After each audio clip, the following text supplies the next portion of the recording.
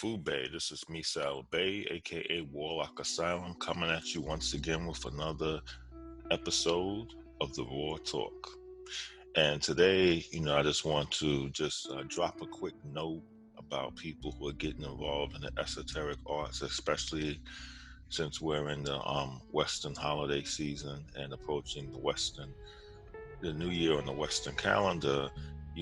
There's some things that is good to put into perspective before going forward. One thing I've noticed is that there's a massive increase of people involved in the invisible phenomena, and all of us is trying to learn and trying to grow spiritually within ourselves, and trying to adjust our lives in a way that is fluent and prosperous.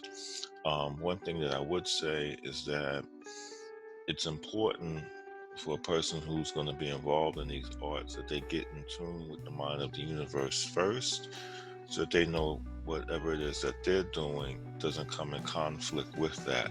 What I mean by that is that the universe is moving constantly. It has its own ritual. Actually, the new year is a ritual because the earth goes around the sun. That's a ritual. It has its own set pattern. And through that, based on that pattern, it gives us a clock for our own personal lives. But within that year, there are some things that the universe is trying to teach us. And we don't want to obstruct life's lessons that are ultimately made to nurture our souls and for our souls to grow.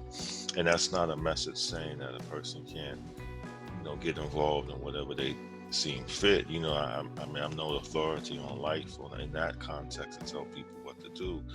However, I have observed some things that, like, look, if you're here, and the universe is trying to teach you some things, and you learn some lessons of life to prepare your soul, and you go out wielding a sword, thinking that that doesn't have anything to play with what you're doing, you're gonna come across, some interesting lessons in a different way, and it's just one thing I observed. Like years ago when I came in to knowledge of myself and the understanding of, the esoteric world, things wasn't popular. Like you really had to kind of just, go to you kind of had to even do certain things just to even get a tarot deck or something like that. Now those things is vastly available online or in, popular, you know, um, chain stores, retail stores, and things of that nature. It's the same with a lot of different stuff nowadays. And because of that, people feel that they can grasp onto something and just, you know, throw some stuff out there and it's all good. But in reality, what they're really doing is only hurting themselves, because they may not realize that, you can be inviting something in that could just be imitating something else.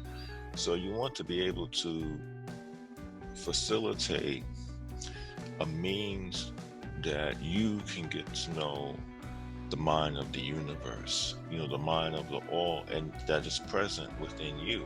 So as you're moving in the outer form objectively, you're also transforming yourself internally. There are many tools to help a person do that, but I think that should be, for anyone getting involved in stuff, would probably be one of the first aims.